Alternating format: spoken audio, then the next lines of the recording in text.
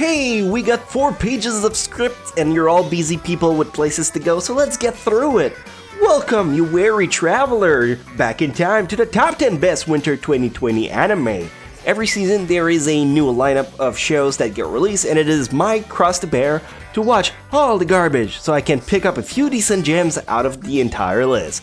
Unfortunately, this time around, there's not a lot of shine. Nonetheless, it is my duty to clear off any doubt and sort you out on what might still be possibly interesting. Usually, I make 2 lists, one for the new IPs and one for the sequels. This time around, I'm going to go through what I think is every meaningful title, and I'll spend more time on the better ones. Of course, as a reminder, I've only seen a few episodes out of each titles because that's all that's available at the time of making this video. Not that it's gonna be relevant in 3 months anymore, so whatever. Let's go!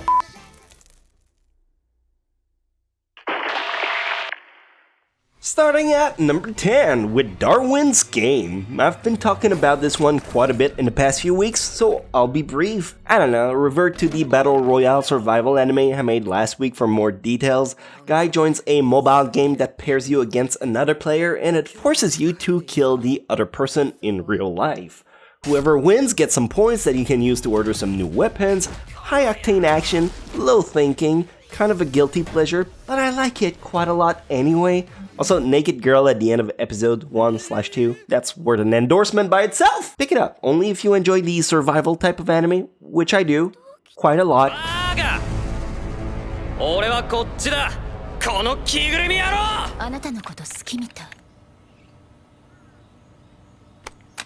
Number 9, Rikki Koi. Okay, this one I'm putting at number 9 because it's too early to tell. If they have sex at any point, this is an instant win. It doesn't even have to be in a lewd way. Make it super Christian if you have to. Behind a curtain, fully clothed, in the dark, while chanting Jesus is good. I don't care, just put it in. I didn't intend it as a joke, but it works. I guess I have to explain the premise, otherwise this doesn't really make sense. The show is about 2 scientists, university students, who are logical people. Science explains everything. So they decide to study and put some logic into love. Comedy has potential. I feel like it's trying to ride the coattail of Kaguya-sama in terms of odd romantic comedy. But again, just for me, it's all gonna come down to whether or not they bone. Cause I'm gonna be so mad if they do another Neju no Susume on me again. So mad!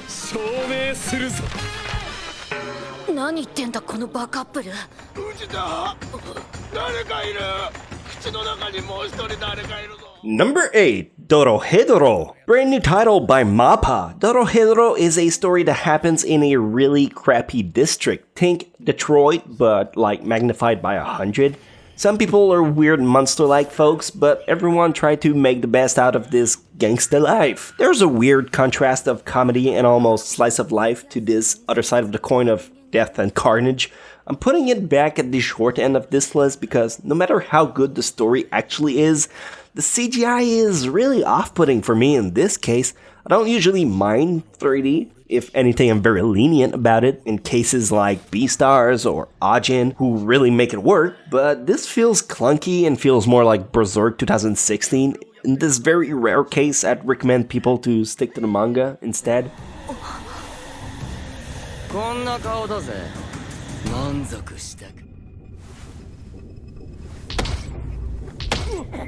Number 7, ID Invaded. So before I started watching this one, I thought it was related to that other one show on Netflix called ID0. IDO. Turns out, nah, that ain't it, chief. It's its own thing. If you've seen and enjoyed Psycho-Pass, then you are in luck. They both have a similar premise. The story is about a system that allows a human to enter the mind of a criminal. It's a detective-like anime, and while I think the overall aspect of it is neat, I also feel there's a better detective anime this season that we're gonna cover in a few entries. This show has a lot of potential for a nice ending, but we're still in the early stages. It's a wait-and-see situation.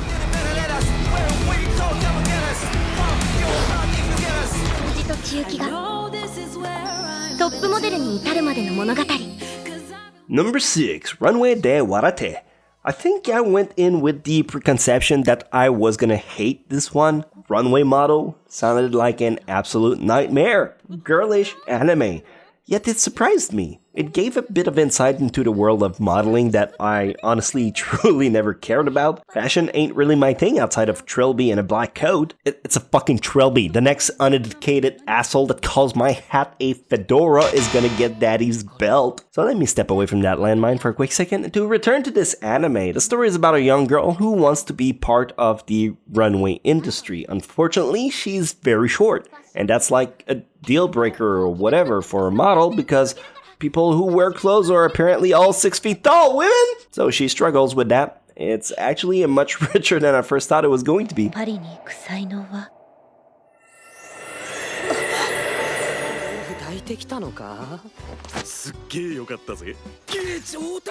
Number 5, okay, I have to do my job here and it sucks. Ishizoku Reviewers. So a couple of days ago, my boy Nuxtaku rated Mal by using his clout to vote brigade the crap out of this anime, raising it to a whopping 9.23 something. It was higher than Fullmetal Alchemist. It definitely got reverted back since, but all memes aside, I gotta do my job and tell you the real tea, sis. Interspecies Reviewer is an ecchi anime about initially 2 adventurers, a human and an elf who sleeps around in brothel with various species, and as the title implies, rate them out of 10. They meet an angel that joined their cause, and together they go about boning multiple races of girls. The comedy is gold. The lewd, softcore, is great if you're into that, provided you can find the uncensored version of the anime, because when I watched it, it wasn't, and that really killed the vibe, dude. Characters are basic, there's literally no plot besides boinking. You're honestly better off watching a hentai at that point. As much as people will try to claim it's a 10 out of 10 for the memes, I gotta be the boring dad and tell you it's a soft 7 at best.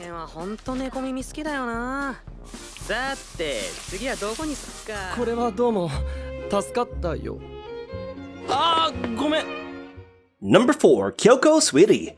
Remember ID Invaded when I said I had another detective anime I enjoyed more than that one? Well, here it is. Inspector is a play on word with inspector and inside a spirit.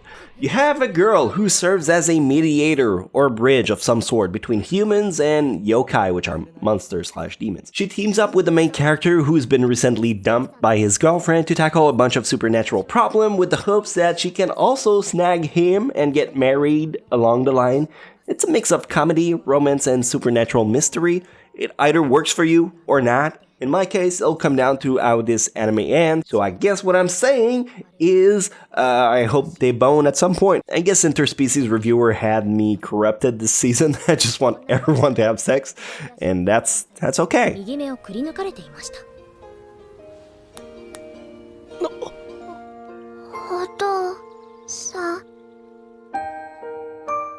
Number 3, Somali Tamale no Kami-sama.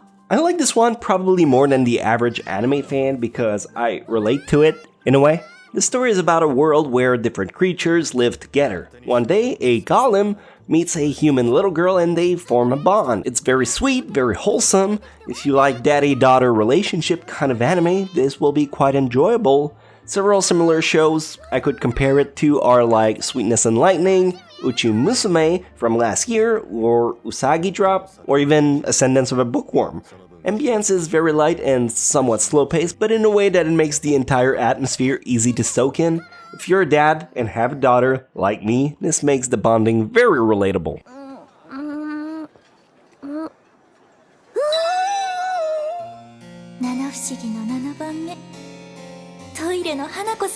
Number 2, Toilet-Bound Hanako-kun. Imagine the art style of Danganronpa, the action side of Noragami, and the comical jest of Soul Eater, and you get Toilet-Bound Hanako-kun. A story about a girl who, wanting to fall in love, makes a deal with a spirit bound to the 3rd floor's girl's bathroom. Hanako, the ghost, decides to help her in exchange of a price she's willing to pay, but eventually you get to realize Hanako isn't as reliable as he claims to be. At least, not in the sense the girl would want him to be. There's this one joke that just got to me, where Hanako pulls out a doll and then is like, what about it? And he's like, It's kinda sexy, and she just fucking yeets it off the face of the earth. The voice acting is so good, it just gets to me every time. Yo, Louis, play that scene again.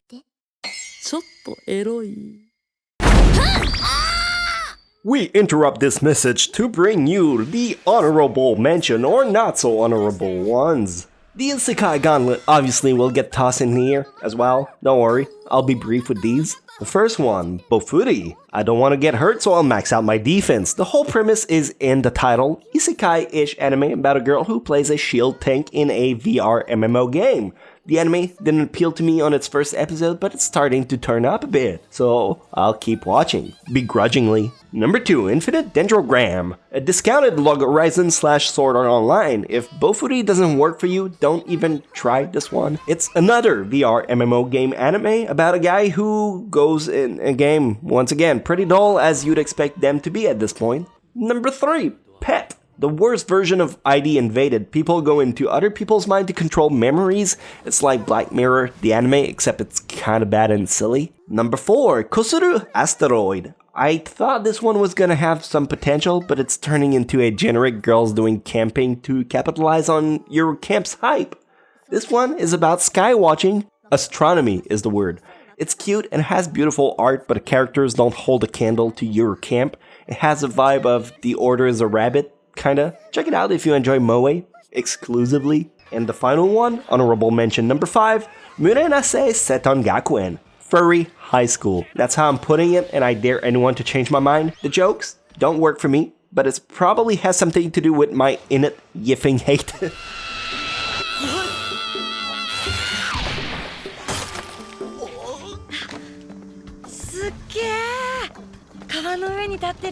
Which leads us to finally the number 1, Ezoken. Ezoken is the only anime this season that breaks the 8.0 barrier on Mal. I mean, besides Interspecies. Anything else is below that, I mean, in terms of new IP, but as I'm about to show you, it does deserve the praises, and then some. Ezoken is a story about a girl who likes anime quite a lot. So much that all of her free time is dedicated to drawing and creating her own world. One day, along with her best friend, she meets another girl who has the same anime passion, but she draws characters. Together, they team up to create their own universe. If you enjoyed Shirobako, it's very alike to it. Less technical, more imaginative, whimsical, but the inner essence is the same. I have a lot of hope and expectation for this show to really bring redemption to this season. JK, the real winner is Interspecies Reviewers. Get with the memes, old man.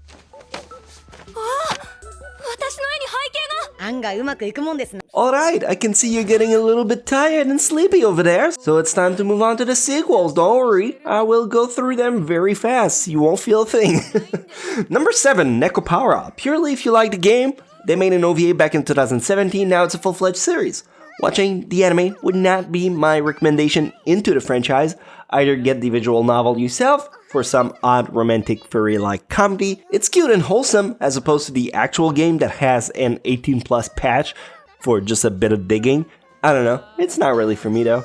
Number 6, Madoka Magica Gaiden. Does not hold a candle to the original Madoka Magica, but we knew that going in. Fun for a bit of memorabilia, but beyond that, it looks like just another dark magical girl anime. Who knows, maybe it'll have a few surprises along the way once we get further in. Right now, it's still a bit early to tell. Number 5, Isekai Quartet Season 2. I never recommended the first season of Isekai Quartet because to watch it, I feel like you need some pre-requirements, such as having seen all 4 animes that it's based on, Overlord, Re:Zero, Youjo Senki, and Konosuba. So season 2 is just more of the same. I mean, if you like the first one, I guess it's okay. It makes fun of the whole isekai trope in general, and it has some funny jokes regardless, but I feel more is missed out on if you don't know the source material it's based on. Number 4, Idolish 7 Season 2. I've praised the first season of Idolish 7 in the past as revolutionary, and I still stand by that. It's incredibly underrated and offers a really cool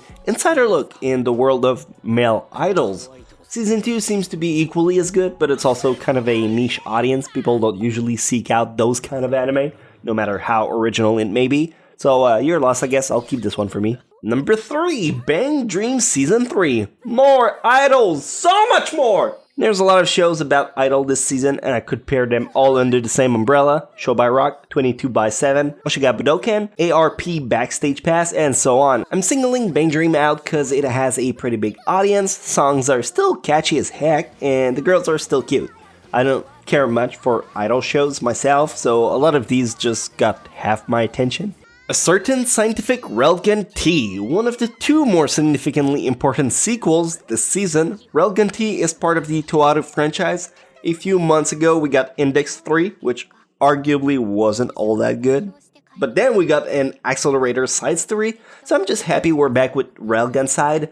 Solid start so far, and if we can keep the momentum going, I think we got a really nice sequel. Check out my Chronexiology video about the Toaru franchise if you'd like to know where to start in this headache. And finally, the best sequel of the season goes to Haikyuu to the top. I think it's the only title people are hyped about this season. Haikyuu is a sports anime about volleyball. It already had 3 seasons, which were quite well acclaimed, if I do say so myself. And now this 4th season is a 2-parter.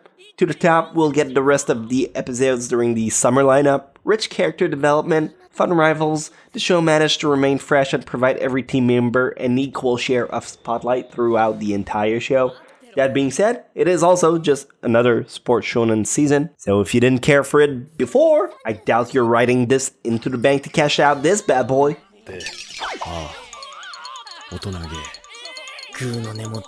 But this was my outlook on this seasonal winter lineup. I know, not much to get excited about. Despite the position of the ranking, the anime I'll end up watching the most of is a Darwin's Game, Toilet Ban Hana Cocoon, and Ezoken, Haikyuu also. And if anyone tells me whether or not they fucking Rikki Koi or Inspector, cause that's a deal breaker no matter what for me. Actually, on second thought, maybe the Runway model too.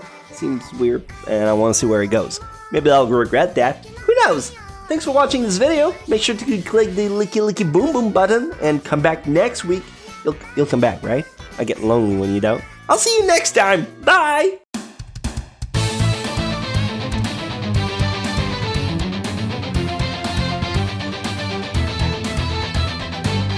I've been through the hard times, I've been on the wrong side, I've been ashamed. So many memories, you know I'd like to change.